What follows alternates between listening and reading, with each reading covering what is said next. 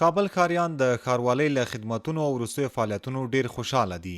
دوی وایي د پخوا په نسبت د ښاروالي فعالیتونه ډیر ګړندي شوي او زیاتوي چې د ښاري نظم او پاکوالي ترڅنګ یې د ښار دننه پلې لارې او خراب سړکونه هم جوړ کړي چې د خلکو لپاره یې ګڼې اسانتیاوې برابرې کړي دي.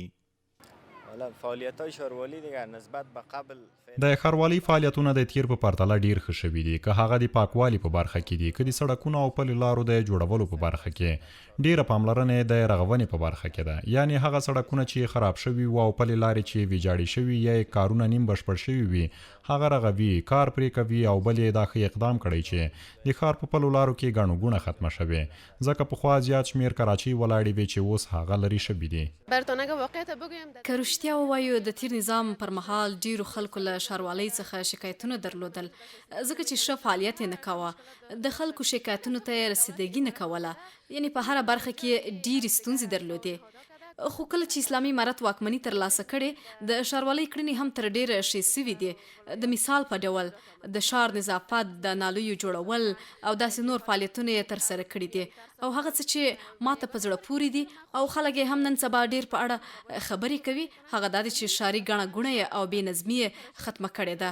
یعنی پخوا هغه کراچۍ چې خلکو ته ویشلې وې ډیره ګڼه ګوڼه یې جوړه کړې وه او اوس یې ورته یو ځانګړی ځای برابر کړی دی. ټول یې هلته استولي دي چې په دې سره په ښار کې د ګڼې ګوڼې مخنیوی شوی دی. د کابل ښار ډیری اوسیدونکي د اسلامي امارت له راتګ وروسته د ښاروالي کړنې ستایي او وایي چې باید همداسې دوام ورکړي ترڅو مو ښار منظم او لا ښایسته شي. زه خو د یو د ښار اوسیدونکي په صفت فعلا ښاروالۍ په حساب باندې ډېر راضي یم او نسبتا یوازې په کابل کې نه نور ولایتونو کې هم ښه کار کړی. خدای دې نور توفیق ورکړي چې نور هم دغسې ښه کارونه وکړي، وطن ته لپاره خدمت دی، دا زموږ ته د وطن آبادي. زموږ غوښتنه دغه ده چې ښار تر دغه لا جوړ کړي، صفای کړي، کار شروع شي، کار مخته ووسي. طالبان موږ د طالبان زنده غوښتنه ورځین خوشحاله یو، ملت ټول ورځین خوشحاله دی چې ولې کار مخته ووسي، ښار سره تمیز دغه کاروبار مخته شروع وي. د کابل ښاروالۍ ویان نعمت الله بارکزی وایي چې دوی د یو منظم ستراتیژیک پلان له مخې مخته روان دي او زیاتوي چې د کال په سر کې هغه 180 پروژې چې تر کار لاندې نیولې وي له بشپړولو وروسته به یې د کال په پای کې له خلکو سره راپور شریک کړي. کابل ښاروالۍ د یو لوی ستراتیژیک پلان له مخې مخته ځي او هر کال هغه مشخص معیارونه چې موجود دي د هغه سره سم د کابل ښار په 22 ناحیو کې مختلف پروژې اجرا کوي، د سړکونو د پخولو څخه ونیسه تر جوچې پورې، تر ښاري تشنابونو پورې، تر خط اندازي په سړکونو باندې او ترافیکي سیګنالونه او نور موارد. نو موږ انشاءالله دغه ډاډ خلکو ته ورکولی سو که دوی هم د کابل ښاروالي سره په مختلف برخو باندې خصوصا په هوایدي برخو کې موږ سره همکاري وکړي.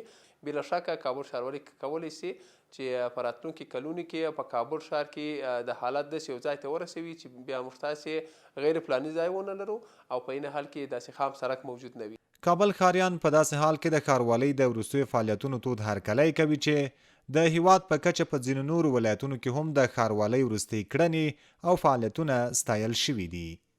عزت الله احمدزی، CMG کابل.